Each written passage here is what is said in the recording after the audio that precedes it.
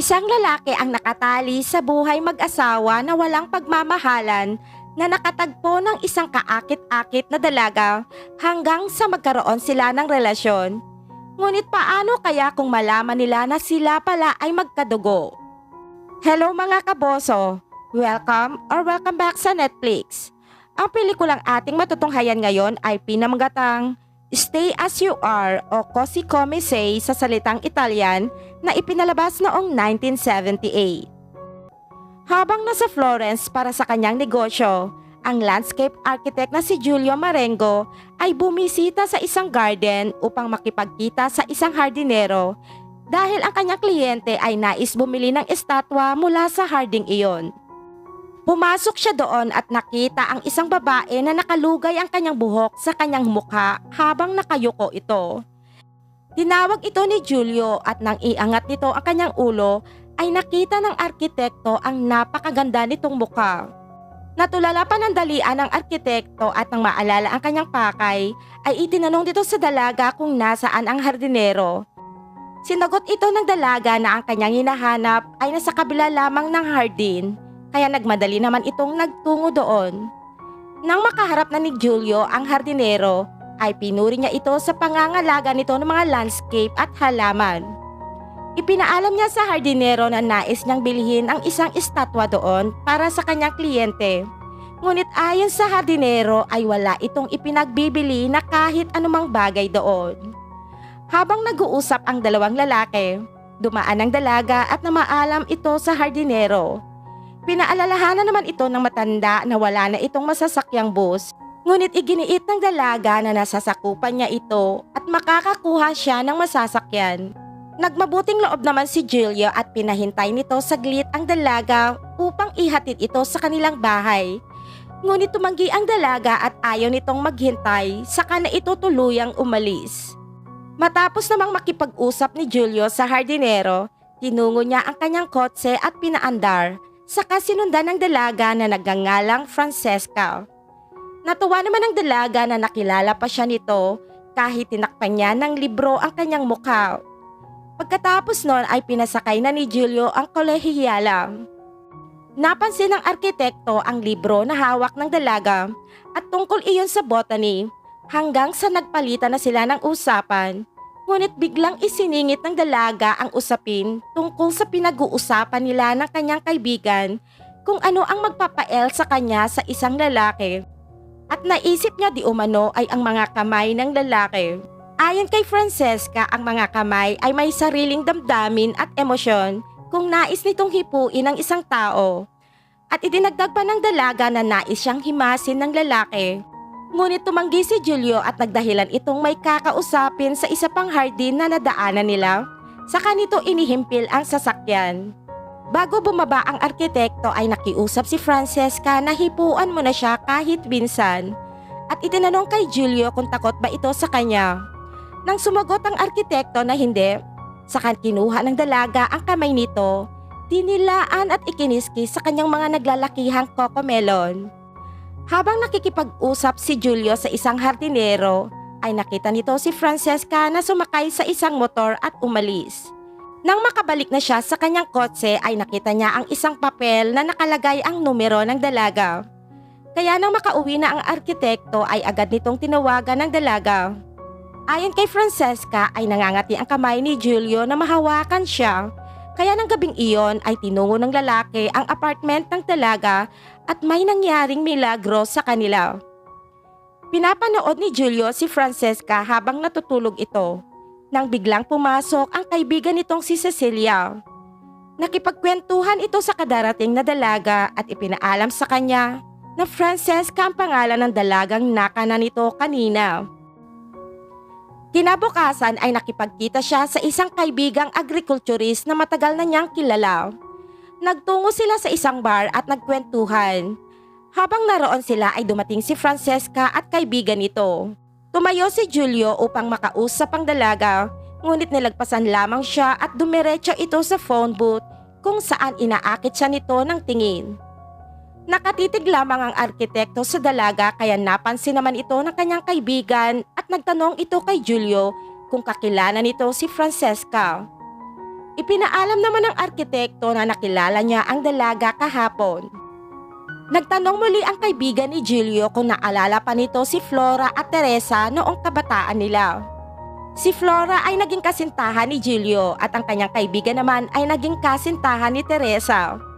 Ayon muli sa lalaki ay hindi kamukha ni Julio si Francesca na ikinagulat ng arkitekto kaya nagtanong ito. Idinagdag pa nito na si Francesca ay anak ni Flora na sumakabilang buhay na, 5 taon na ang nakalipas. Sina Julio at Flora ay dating magkasintahan noong kabataan nila bago siya iniwan ng babae at sumama sa isang contractor sa Africa kung saan ipinanganak si Francesca. Itinanggi ni Julio ang posibilidad na siya ang ama ng dalaga dahil iniwan siya ni Flora dahil sa isang lalaki. Ngunit iginiit ng kaibigan ng arkitekto na hindi naman nagtagal ay idiniborsyo ni Flora ang lalaki at bumalik kasama lamang ang isang bata. Idinagdag pa nito na puntahan si Teresa upang tanungin ang tungkol doon, kaya tinungo naman ni Julio ang ginang. Ayon naman sa ginang ay ipinanganak si Francesca 1 taon matapos ang relasyon ni Flora at Julio. Bago di umano umalis si Flora patungong Africa ay tinanong ito ni Teresa na anak ni Julio ang ipinagbubuntis nito, nang ngumiti lamang si Flora bilang tugon. Kinaumagahan, nagtungo naman si Julio sa kanyang matandang kliyente kung saan naroon din si Francesca na sumasayaw. Nagtanong ang matandang babae kung anak ba ito ng arkitekto dahil magkahawig sila. Nang gabing iyon ay nagkasama silang maghapunan ni na Francesca at isang kaibigan nito. Nagpatuloy pa din ang dalaga sa pang-aakit kay Julio sa mga ikinikilos nito kaya tinapik nito ang kanyang kaibigan na senyales na pinapaalis na ito ng dalaga. Nang dalawa na lamang sila ay nagtanong si Francesca kung bakit siya iniiwasan ni Julio. Sinagot naman ito ng lalaki na may asawa siya at anak. Ngunit ayon sa dalaga ay hindi naman niya nais na may mag-alaga sa kanya. Pagkatapos noon ay inihatid na dito si Francesca sa kanyang tinitirhan habang iniisip ang posibilidad na siya ang tunay na ama nito. Umuwi si Julio sa Rome sa kanyang tahanan ng gabing-gabi na at napag-alaman niyang wala doon ang kanyang anak na dalagang si Hilaria. Nang makauwi naman ang anak nito, sinabihan nito ang ama na wag na siyang ituring na parang bata. Sa sumunod na araw ay tinungo ni Julio ang kaibigan ni Francesca na si Cecilia at sinundo ito sa kanyang paaralan upang pag-usapan nila si Francesca. Ibinunyag ni Cecilia na hindi alam ni Francesca kung sino ang kanyang tunay na ama. Habang naghaharutan ay biglang dumating ang dalaga at galit na pumasok sa kanyang silid nang makita silang naglalandian. Nang magtungo naman si Julio sa kanyang matalik na kaibigan, inamin niya ang tungkol sa relasyon nila ni Francesca at ang pagbubuntis ng isa nitong anak na si Hilaria at nais nitong ipalaglag ang bata sa kanyang sinapupunan. Pagkatapos noon ay nagtungo si Julio sa tinitirhan ni Francesca at nakita nitong may kasama itong lalaki. Tinawagan nito ang dalaga na paalisin ang kasama nitong lalaki bago siya umalis. Kinabukasan, kinausap ni Julio ang kanyang anak na si Hilaria sa plano nitong pagpapalaglag sa London. Tumawag naman ang ama ng ipinagbubuntis ng babae at nais sanang makausap ito ni Julio. Ngunit tumanggi ang kanyang anak dahil wala di umano itong kasalanan at siya ang may kagustuhan sa nangyari. Nagalit naman si Julio at habang nagkukuda ito ay biglang tumawag si Francesca na sinagot naman ni Hilaria bago ito ibinigay sa ama. Kinabukasan ay nagtungo si Francesca sa kanilang tahanan at pinagbuksan naman iyon ng asawa ni Julio. Inaya ng dalaga ang lalaki na manood ng horse race. Nakasama nila sa pananghalian ang lalaking umampon kay Francesca na si Bartolo. Pagkatapos ay naglakad-lakad ang dalawa. Tinanong ni Julio ang dalaga kung nais ba nitong makilala ang kanyang tunay na ama. Ayon naman kay Francesca ay hindi siya interesado at kahit makilala niya ito ay walang magbabago. Inihatid niya ang dalaga sa apartment, ngunit maraming mga tao doon kaya nagtungo na lamang sila sa hotel. Naghubad kaagad si Francesca na kanyang damit habang hinihintay si Julio sa kama. Ngunit ang lalaki ay nanatili lamang sa banyo hanggang makatulog ang dalaga at dahan-dahan siyang umalis. Tinawagan ni Julio ang kanyang kaibigan at nalaman niyang may iniwang liham si Flora para sa tunay na ama ni Francesca. Kaya naman nagmadaling tinungo ni Julio ang simbahan.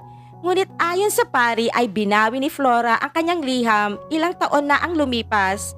Dahil ayon sa kanya ay natagpuan na niya ang lalaki na handang alagaan ang kanyang anak at hindi na siya interesado pang hanapin ang tunay na ama ni Francesca. Umalis si Julio upang aminin na ang katotohanan sa pagkatao ng dalaga. Nagkita sila sa isang restaurant at inamin ang lahat. Matapos makipag-usap sa dalaga ay nakatanggap siya ng tawag. Nang makabalik na si Julio sa mesa ay wala na doon si Francesca. Iniisip ng dalaga ang sitwasyon habang umiiyak at matapos noon ay nakipagkita itong muli kay Julio upang sabihin na ang isang ama ay dapat makasama ng kanyang anak habang ito ay lumalaki at hindi yung babalik pa ito matapos ng 20 taon kaya si Bartolo lamang ang kanyang kinikilalang ama at hindi siya. Nang makauwi na si Julio ay nakita niya ang kanyang asawa na nag-eempake ng mga gamit. Nagtungo sa Madrid ang kanilang anak na si Hilaria kaya nais nitong magtungo doon si Julio upang makausap ang ama ng ipinagbubuntis nito. Isinama ni Julio si Francesca doon at nang magkita ang mag-ama ay sinabi ni Hilaria na ayaw siyang panagutan ng lalaking nakabuntis sa kanya. Ngunit nagpasya siyang palalakihin na lamang ang bata na mag-isa at saka na ito umalis. Pinuntahan naman ito ni Francesca at nagtungo sila sa club upang magsaya at nang makauwi na sila ay gumawa sila ng milagro hanggang sa makauwi na sila sa Rome. Nang makarating na sila doon ay nanood sila ng sine. At bago matapos ang palabas ay nakatulog si Julio. Nang magising ito ay wala na si Francesca. Sinubukan niya itong hanapin habang nakamasid lamang ang dalaga sa di kalayuan na nagtatago. Sumakay na si Julio sa kanyang sasakyan na nagsasaad lamang na tapos na ang kanilang relasyon. Umiiyak ang dalaga habang paalis na ang kotse ng kanyang tunay na ama. Marami pong salamat sa panonood mga kaboso. Huwag po nating kakalimutang mag-subscribe sa aking channel, pa-like, comment at share na din.